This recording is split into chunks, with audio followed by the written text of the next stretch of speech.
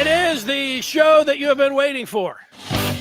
I'm talking about this one in particular. It is with Jim Scarcelli here on this Wednesday.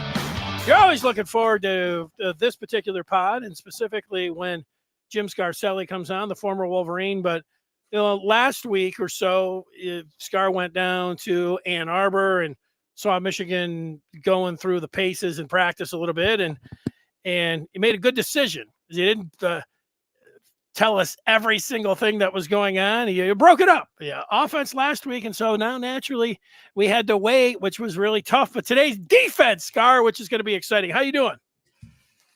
Yeah, Danny, life is good. I'm still fired up, man. Still fired up from what I saw at practice. I saw great coaches. I saw great players. I saw competition, depth. I saw enthusiasm. So, yeah, fired up. And we'll get into the side of the ball that wins championships. Scar, a former defensive end at Michigan. If you had no idea about that, you could tell right there. So we'll get Scar's thoughts on the defensive side of things. We'll also touch here on basketball briefly.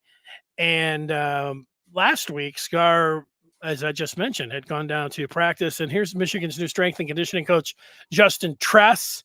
Scar took a picture with him. And then, Scar, you went down to the LCA to watch the NCAA tournament, and you ran into a Hall of Famer. You and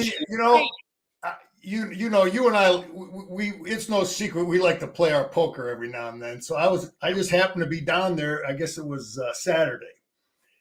And just going to the bathroom, and I see Purdue people everywhere. Proud Purdue Boilers everywhere, all downtown. Coach is standing right there in front of me. I say, "Hey, Coach, go Boilers, man." He sees I got my Michigan thing on. He says, "Michigan, yeah." So I start right away. We just start BSing. I told him I played for Bo, and he's like, "Oh, I knew Bo, man. That was Knight's buddy. And he was asking me about. He was a former high school teacher. And so we were going on and on, man. He was fired up. He had his some people with him. I'm not the kind of guy to go asking to take a picture. Okay, I don't do that. Yeah. His son-in-law was with him. He said, "Hey, you want to take a picture with Coach?" I said, "Yeah, go ahead." So I said, "Let me send it to you."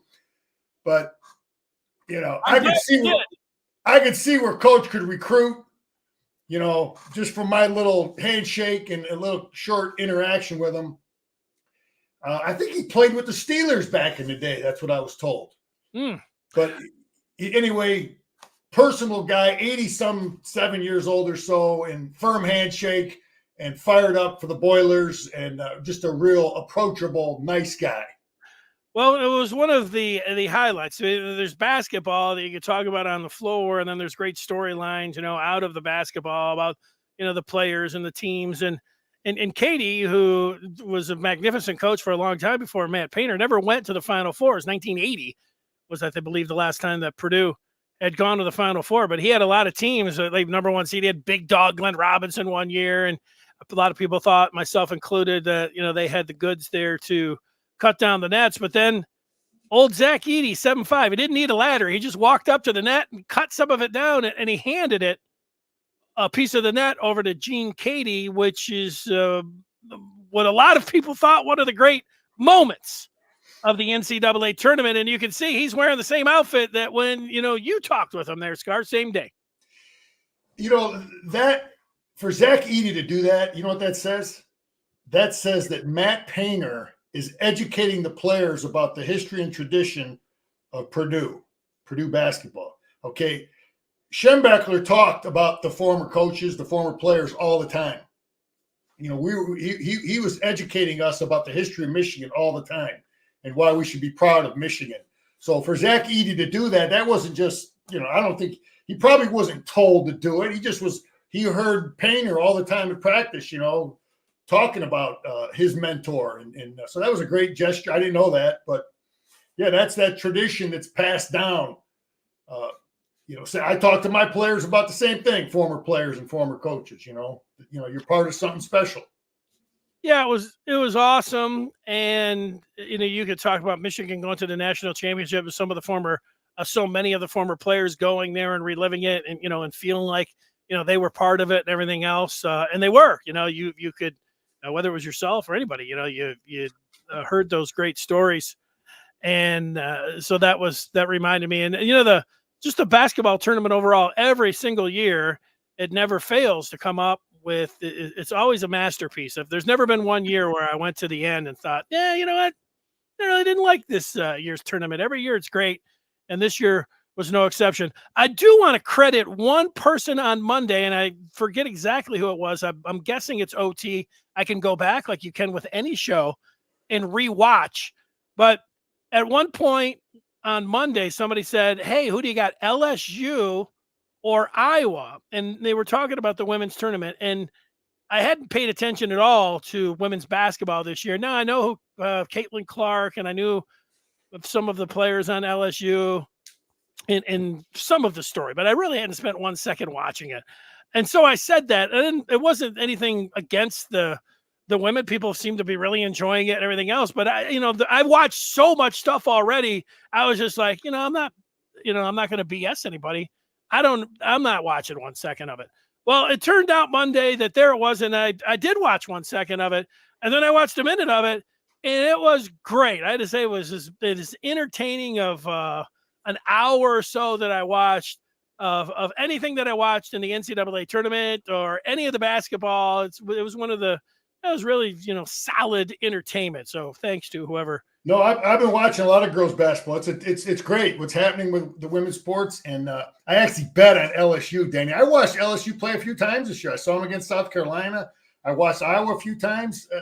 Someone would have told me 30 years ago I'll be watching girls hoops. It hit me over the head, but it's entertaining. It's competitive, and I bet on LSU. I thought they would be more. Their athleticism would really defend and keep Iowa from getting shots off. But anyway, it was good. It's good for women's sports. We got to get Michigan's basketball program rolling. But a lot of good things with our men's. It looks like he might be zeroing in on that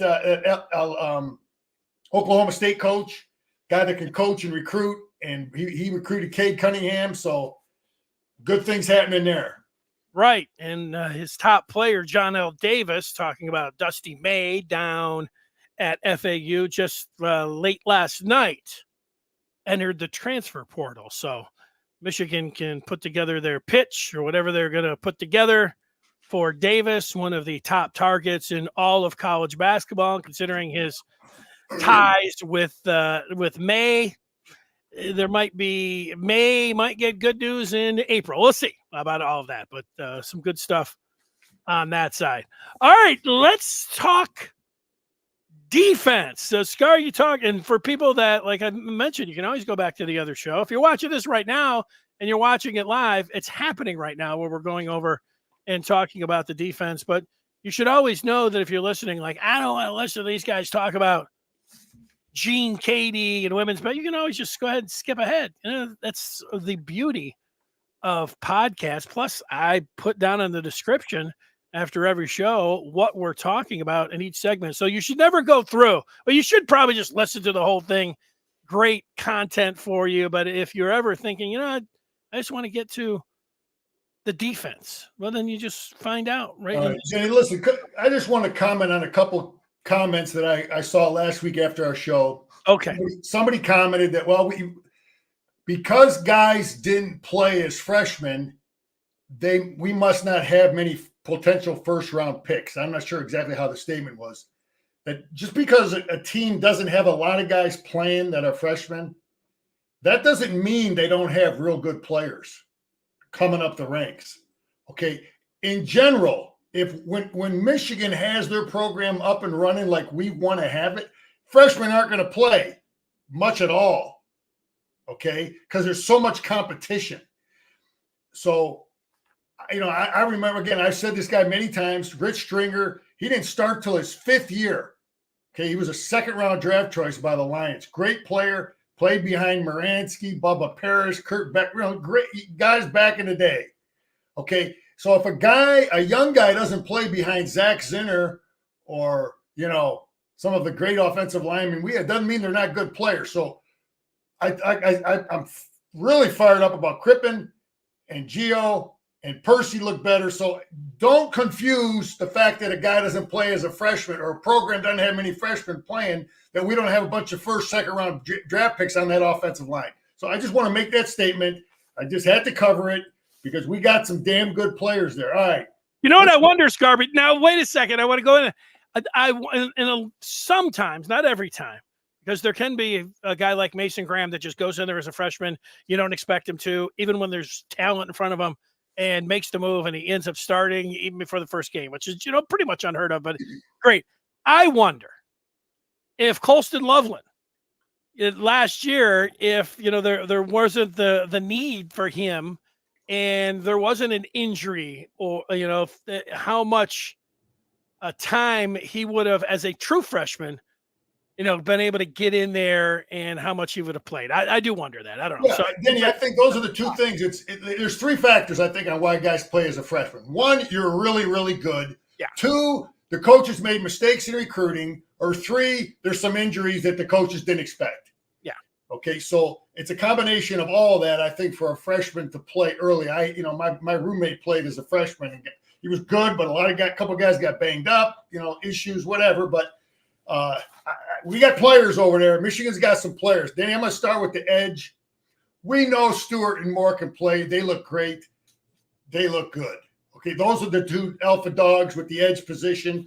The question is, with all these groups, who's going to be the third, fourth, and fifth edge player? Okay, TJ Guy is making the step. He looked athletic. He looks tough. He's a 250-pound kid. He's a guy that's been around. He's had a few reps. He's going to be one of the lead dogs for that third edge position. I'll take a couple of young guys that are just big athletic dudes. They moved Ishmael from linebacker. Not sure his first name, but Ishmael is a big athletic kid. First time playing on the edge. Kumba is a big, good-looking kid. Raw, rough. They look like they could be Braden McGregor type kids. Eno Etta, though, Denny, is a guy that he looks like a McGregor. He's a bigger than a Harrell type kid. He's a kid that has improved. Then you got Bennett. But then here's the thing that these coaches decisions coaches have to make. Bennett, is a guy that's been around. You've got guys that have been around. And then you're going to have to decide who you want to be your third and fourth guy. Do you want it to be a fourth-year guy who's going to be graduated, who's playing the same as a kid like Etta, who's only a sophomore? And give the reps to a guy that's going to, help you more in the future. So Etta is a kid. If I had just looking at him off the hoof, I think Eno Etta and TJ Guy could be leading, in my opinion, just looking at watching them as the third and fourth guys. But again, I was at one little scrimmage. We'll take another look at the spring game. There's a lot of competition. There's a lot of young, raw guys there, athletic, big dudes. So that's what I saw there. Any thoughts there, Danny? Yeah, well, you mentioned Ishmael. Breon Ishmael, 6'3", 262 last year. He's out of Hamilton, Ohio. You mentioned him on the edge. He was recruited as a linebacker, and I think they just moved him over there. And then you mentioned Emerick Kumba. He came in on last year's football roster at 6'5", 254. He's the kid from France. So he is an impressive looking kid. He looked like Derek Moore. Him and Etta, those are just big, good looking dudes, man. You got to get their technique coached up, make some plays. Let's see how they do in the spring game. And I got to tell you, the more thoughts every time that every time that you watch Michigan live, you meant in last year, I don't remember what game it was, but Etta had come in, late in the game, and you're like, who is number 96? 96. You mentioned Eno Etta every single time. Like, oh, hey, this guy looks pretty good. He's put the A, looks pretty good. So that has been something that's been consistent of every time that, you've been out of practice or that you've seen. Danny, listen, you coach long enough. You coach long enough, like you me. see it. You can see size the kid up in a couple snaps, and I see athleticism. I see toughness, and what I saw now is he found the training table. He's a bigger kid, so there's some good-looking kids there. We'll see who comes out as the.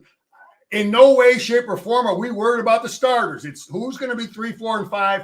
Who's going to be the starters in 25? Because that's what I'm looking at there. Linebacker, the Barham kid is a flat-out stud. He's a tall kid, man. He's 6'3", mean, tough kid. And Hausman, we got 2 good ones. It's interesting.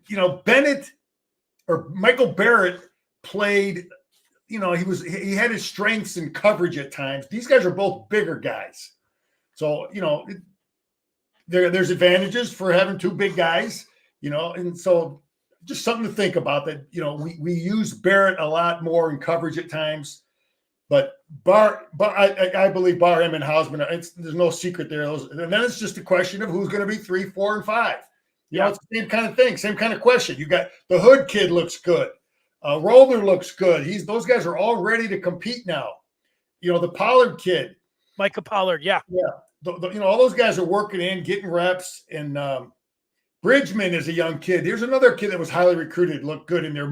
This kid Moore, 44. There's a lot of competition at that position. There is a lot of competition to figure out who's going to be 3, 4, and 5.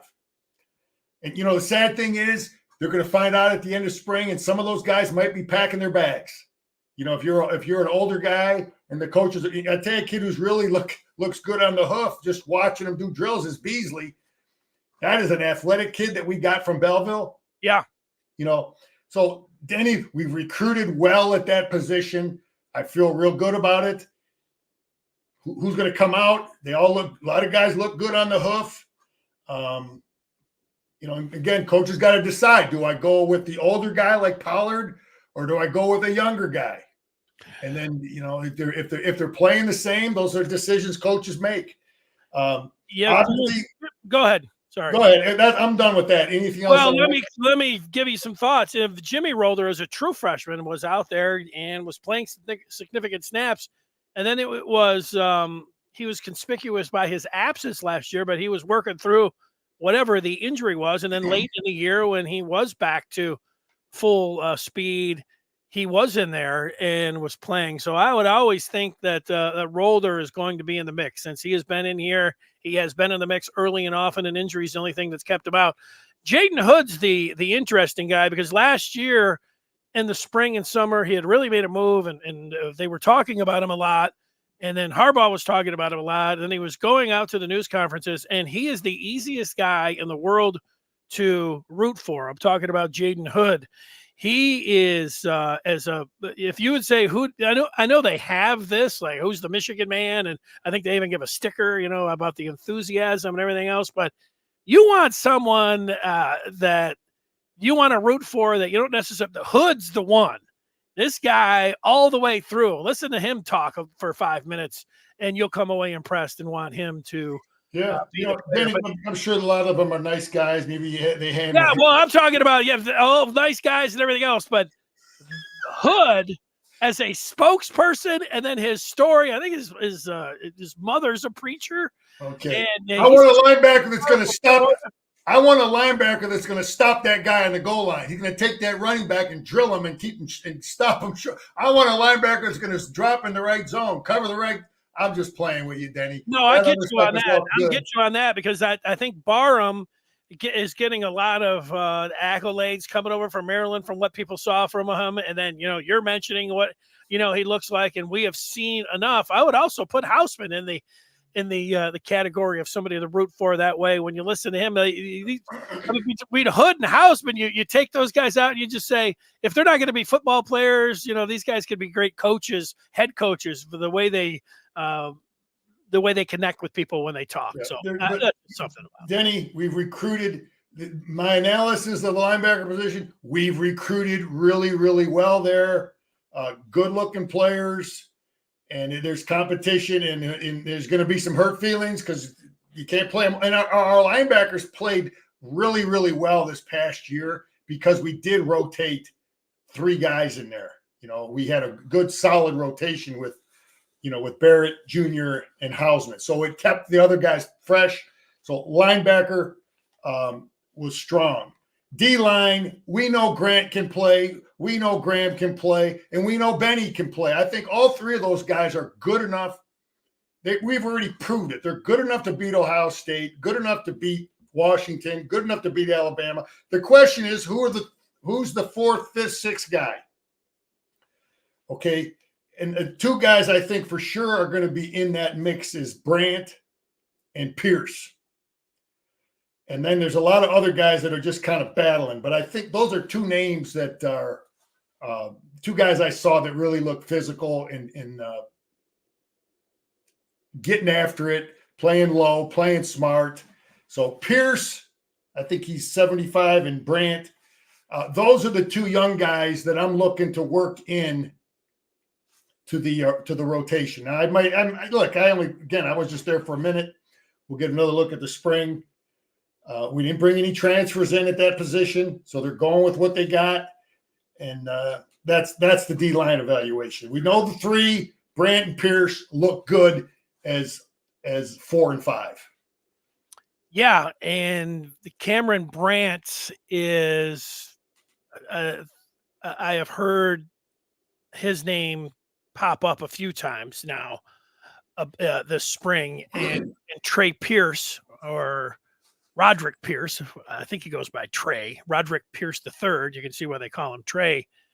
Last year, at some point, Harbaugh was asked about depth at the defensive tackle, and he said both of the young guys he liked. I mean, I know that you got to watch it when you hear but he was saying nice things about it. And sometimes he says nice things and it's true. Like when he said that Mason Graham and Kenneth Grant were, gifts from the football gods. I mean, he was just blown away. What he said there turned out to be true. So it doesn't mean everything, but it's nice to hear at least things being said in a positive manner. Danny, let me take a second, because this is really important, and I don't have it here. But Sharon knocked it out of the park with Esposito, because I'm watching these young D linemen. They got a GA analyst coaching them, whatever. But you got Esposito coming in there. I know people that work with Esposito. I know people, I remember going to a Western Michigan game maybe 7-8 years ago. I'm like, who is this dude on the sideline? Motivating these dudes, coaching them up. It was Esposito. So, and he was the head coach at Davenport. I remember as a high school coach, he was getting that program. Anyway, I think Sharon hired a real good coach, because we've been great. Sean Nua, Mike Elston. Listen, man, our defense is, I'm a little biased on why we've had these success, but our defensive technique up front has been superior, and that's a reflection of the coach. When you got guys playing with great technique, that's coaching, okay? And we've done a great job there with these last two coaches. So Esposito, I have real good faith he's going to get that done. Working with the OG, we're going to play with great technique in there.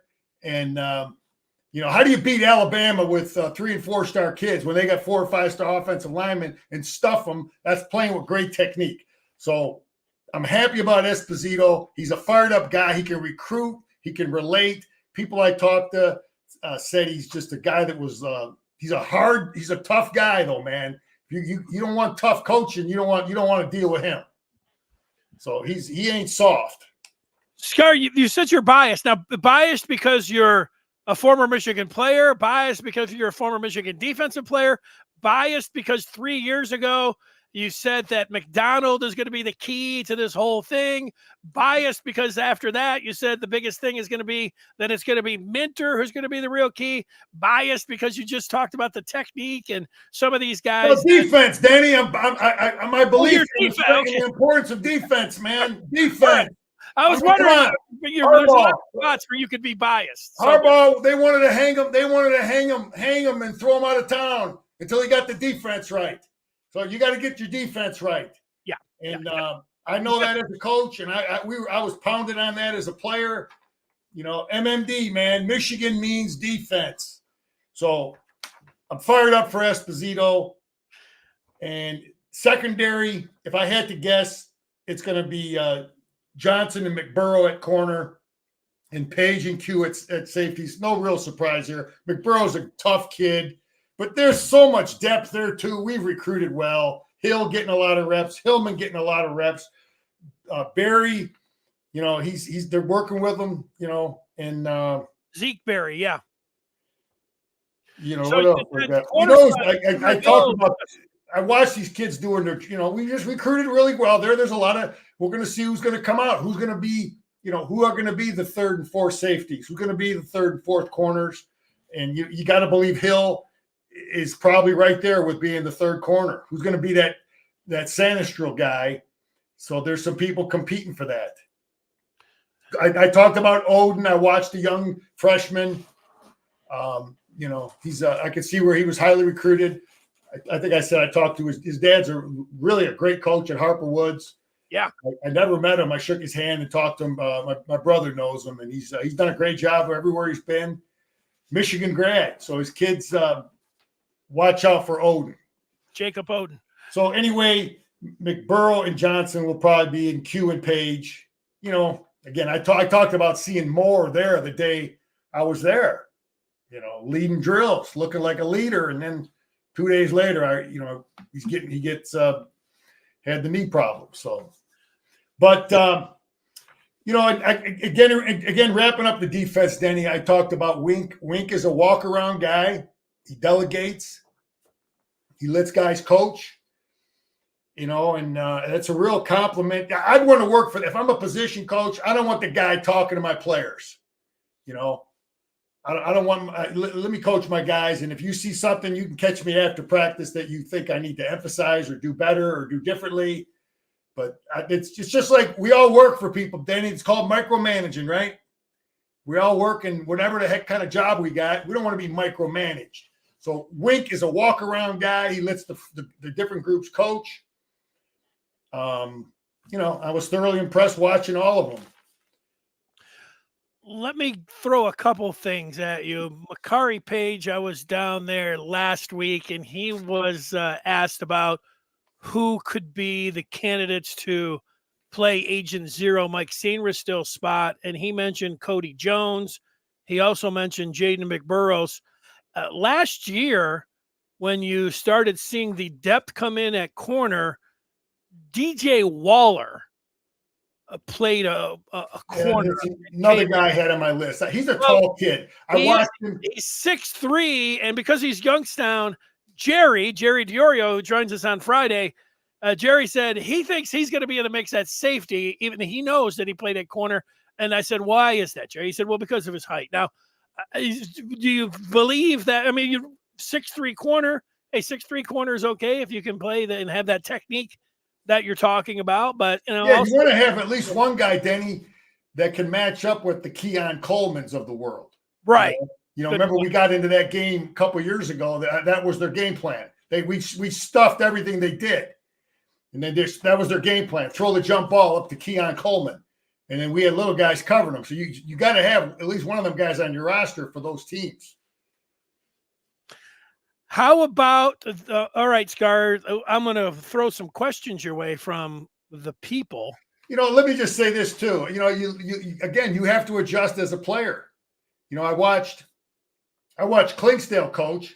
He's a fired up, in your face, loud guy, highly emotional. And then I watched the other guy, totally different demeanor.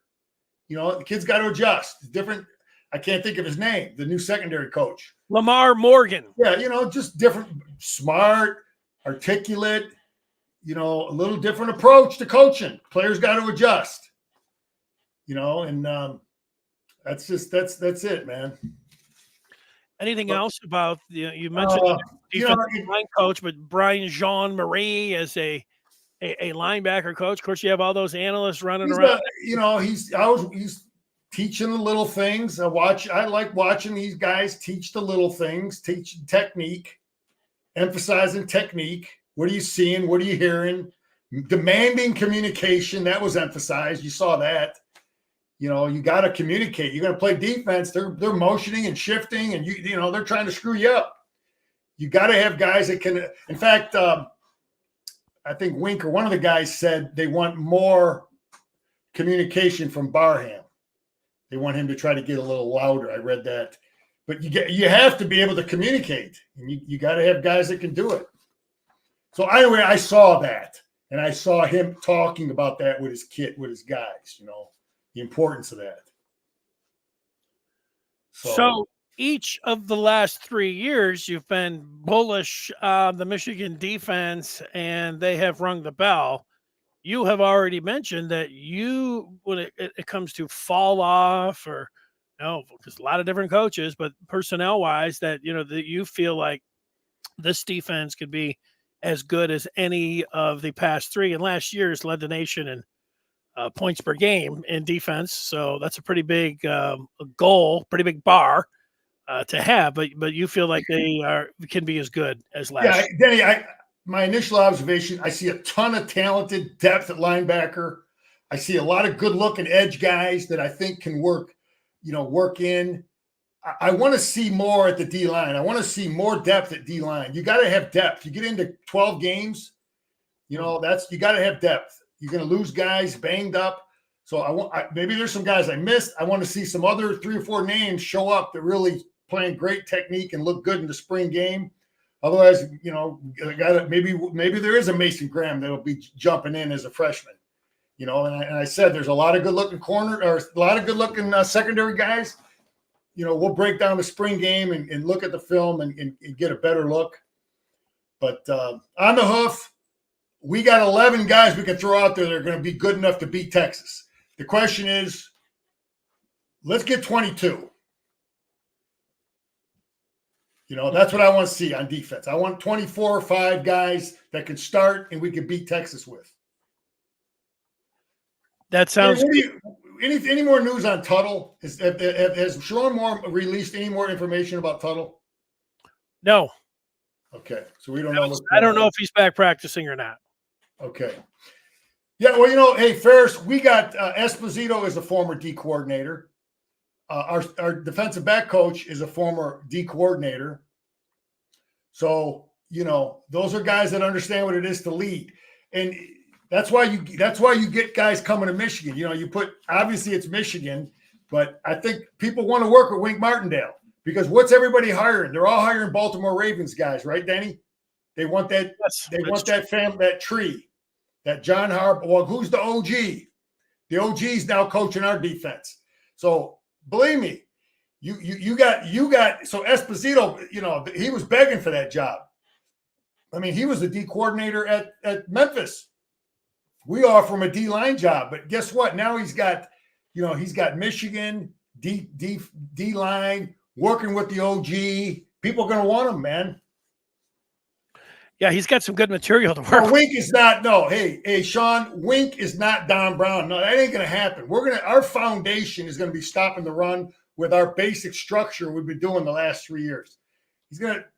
I ain't buying none of that, Don Brown. None of that. There ain't nothing even close to it. We're going to stop the run. You got to understand Wink's background. We're going to stop the run, and we're going to play great technique up front. None of all that craziness. Yeah, more. If you got questions, put them in. Ferris asking about the shopping list for transfers by position. Scar has already indicated, if you have watched some of these shows, that he doesn't think it's going to be a big transfer year. I go back to when the transfer portal was open. Michigan was going after some defensive backs.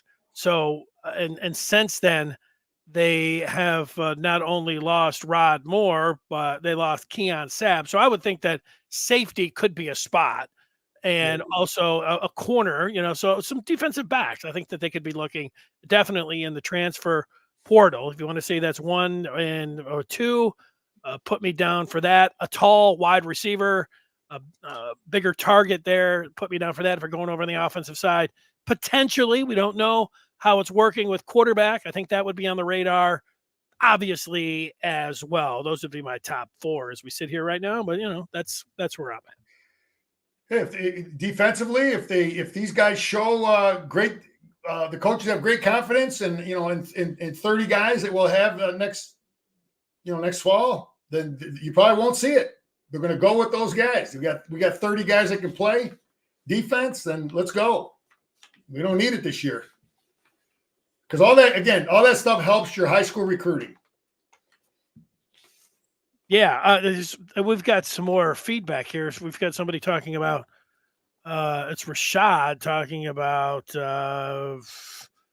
a taller defensive back from the Eagles from Notre Dame who used to go up against Michael Irvin and Herman Moore, and said that DJ Waller being at corner is fine as long as he's flexible. Talking about, oh yeah, he's a good athlete. Corner. I mean, I looked at him. He looks really athletic. He's not going to get recruited if he's a stiff. So, yeah, you got to have guys for those teams, man.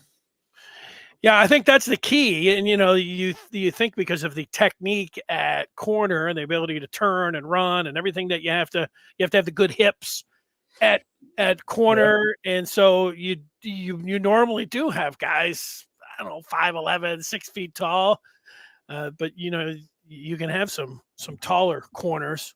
Danny, getting back to Esposito too, he's got some guys. He's got some guys that weren't highly recruited that end up leaving Western to go. One kid went to Florida State. He's going to get drafted.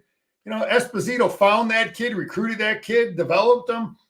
So he's used to getting average players and making them good, and he's done it. And I don't want to beat up the Scruggs thing, but just God, how you think about it, man, it's just a terrible decision. Guy had the world by the cojones, and anyway, sometimes that's how you get your opportunity. Now Esposito has an opportunity, so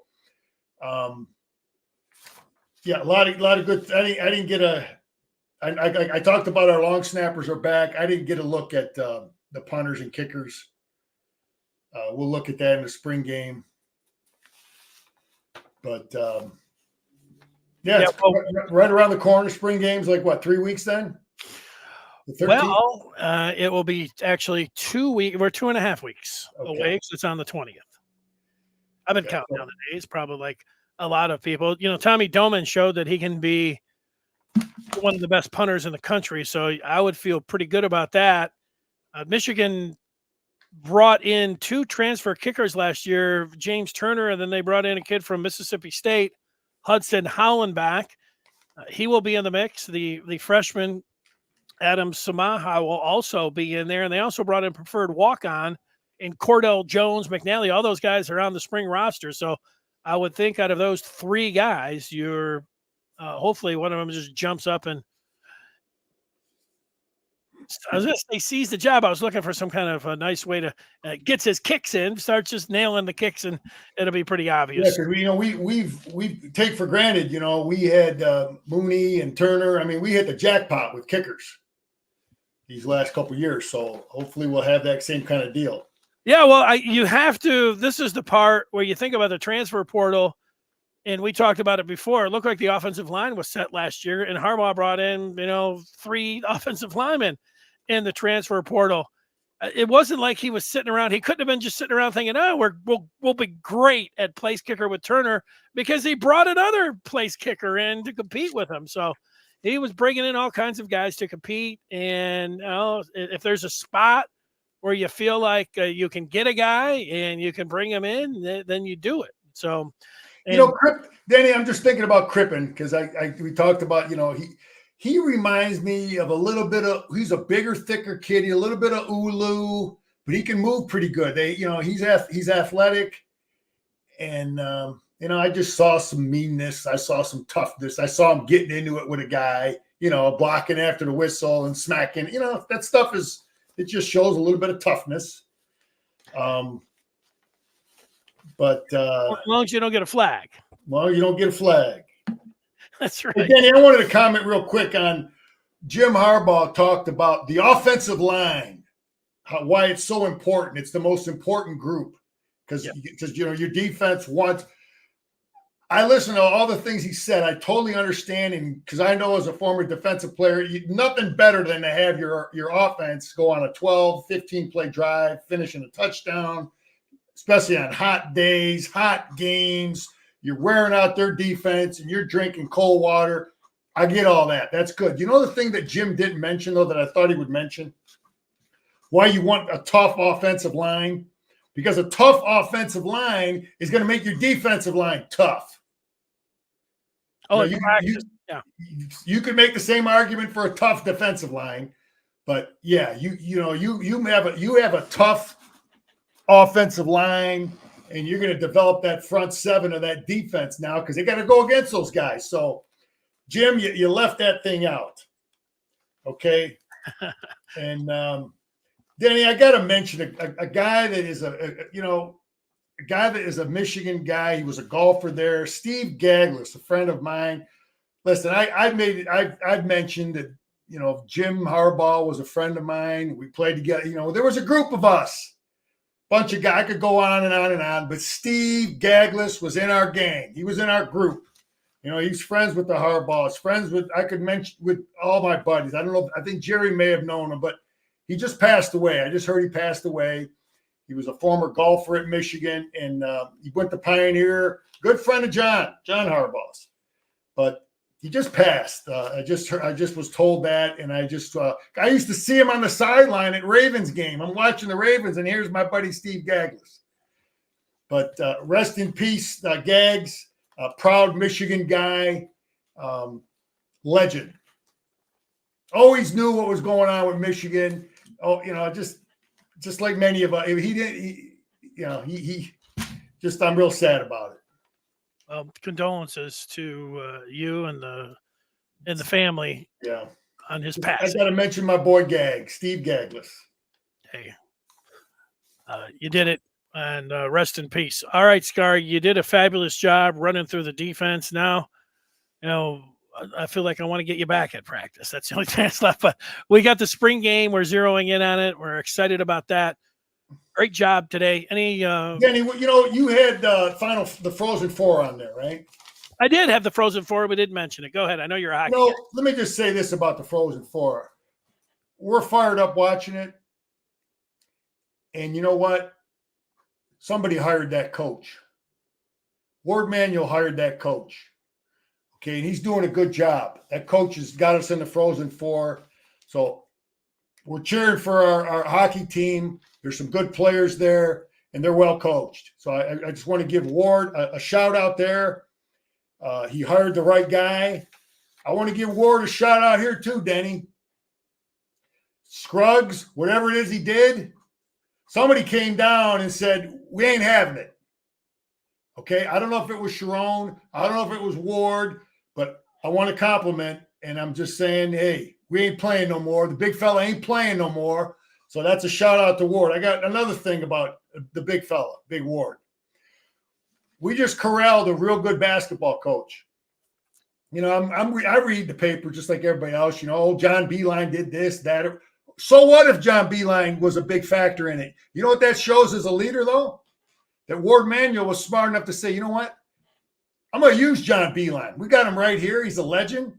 He can, if having him assist in this thing, because there's a lot of guys that are, they got that ego, Denny. They don't want to use another guy to help bring that guy in because I want Dusty to just answer to me, and I'm the guy. And no, let's utilize John Beilein.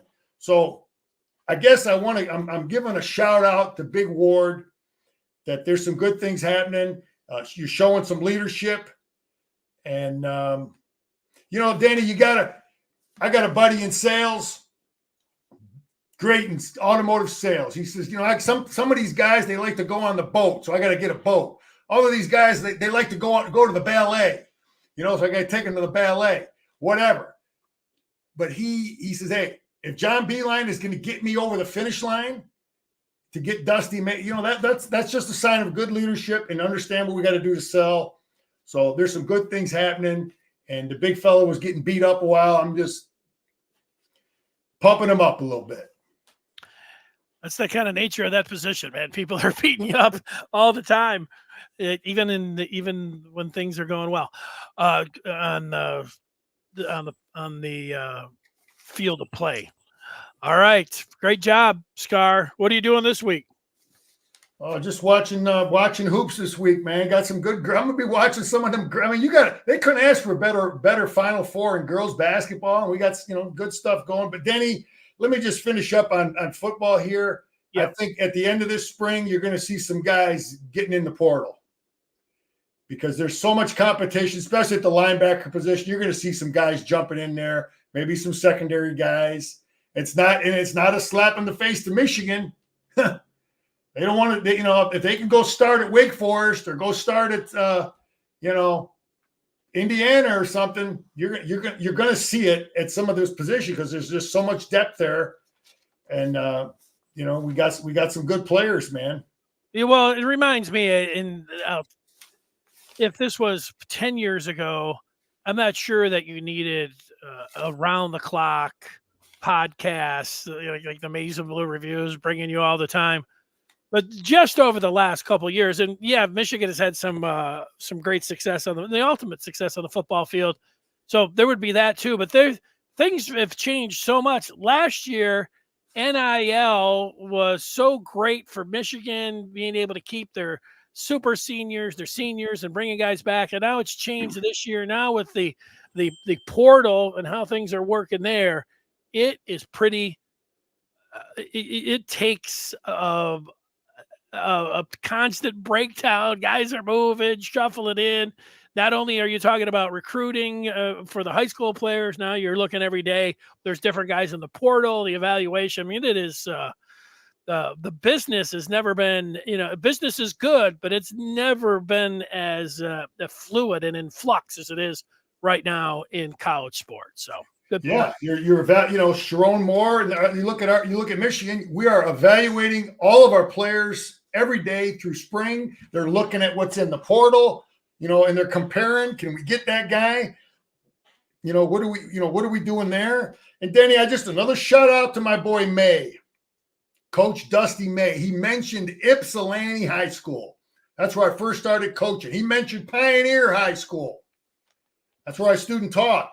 And I know I don't want to get you agitated, but he is not afraid to mention Bobby Knight and the things he learned from Bobby Knight. So when I heard him talking about Bobby Knight, it was music to my ears. And he ain't backing down. He ain't buying none of the narrative. He don't care. He worked 4 years for him, and I know that that's not the final word, but I liked hearing him talk about it. Ipsy High, Pioneer, Coach Knight, very good. I'm getting a text in that it says, "Hey, this is Mr. Stringer," so go ahead and say hi to him. I don't know if that's true or not, but it's coming on through. Oh, really? I don't know. Who knows? I just get the text. Well, hey, I don't know, but he was a legend. He that's what you got at Michigan, Denny. We're loaded up, man. Just because a guy couldn't beat out Zinter, doesn't mean that the guy behind him wasn't a great player. Jerry was a great player. He played behind Kurt Becker, as a young guy. So that's Michigan history. I got a little beef with the coach, the offensive line coach, Grant Newsom, because he talked about we've set the standard. Okay, let me tell you something. Grant, that standard was set before you were born. Okay, you get somebody's, before I was born, if you want to go back far enough, Michigan's offensive line standard is not new. Okay, you get some of these old timers, we've been blocking people for a long time. I say that in a nice way to the big fella that Michigan, just want to make that clear. I'm defending the old offensive line of the past, that Michigan, it ain't new to block guys at Michigan. Yeah, I think that's understandable. You're going in that direction. Well, let me just say this, guy. You're somebody that was such an outstanding high school player that, you had your pick of colleges across the country. So you're like 1% of high school players. I represent the 99%. Like nobody, we weren't going to college, but we loved sports. And I say all of that because when I was in high school, I loved basketball. I wanted to be a basketball. I want to be a professional basketball player. It's just crazy as that sounds. And when I was in high school, if I could have picked 5 schools, Michigan would have been the ultimate choice. But I would have. I liked North Carolina. I liked Syracuse. But I think the team that would have given Michigan the biggest run for their money was Indiana because of Bob Knight. I liked how he coached. I liked his style. I liked all of that. But over the years, as I've seen it, Bob Knight, what was pretty obvious to me is that he was a bully. And, I don't like bullies. And so, I think Bob Knight deserved a big punch in the face. But that doesn't mean he wasn't a great coach. It just meant that he just didn't know how to treat people. And for that, he deserved a big punch in the face. That's all. Great coach. I would have wanted to play for him if I actually was like you, Scar, and somebody that, was an excellent high school player. None of that was ever in the consideration for me. But he just deserved at least a little smack across the face for being a big. I understand tough coaching. I was tough, coached tough, hard. And there's nothing wrong with being tough. Yeah, I know. Sometimes my coaches went a little far. Sometimes I went a little too far. I regret times I taught some things I said, and I know what happens as a coach. So that's why I have a different little spin on it. Mm-hmm. Coach was a little too far that day, but yeah, that like 10 instances, right? But what else? Again, what else did I have on Ward there? I just having the wisdom to go get Beeline, man. And then whatever he had to do to change his plans to go down there and get May. We heard about the plane and going to the girls' game, and then so that's leadership, doing what you got to do. There's an old sales term. You bait the hook to suit the fish. So what did Dusty May needed? He needed Beeline with him. You know what I mean? He didn't need Jim Harbaugh next to him talking to him. He needed Beeline on that plane.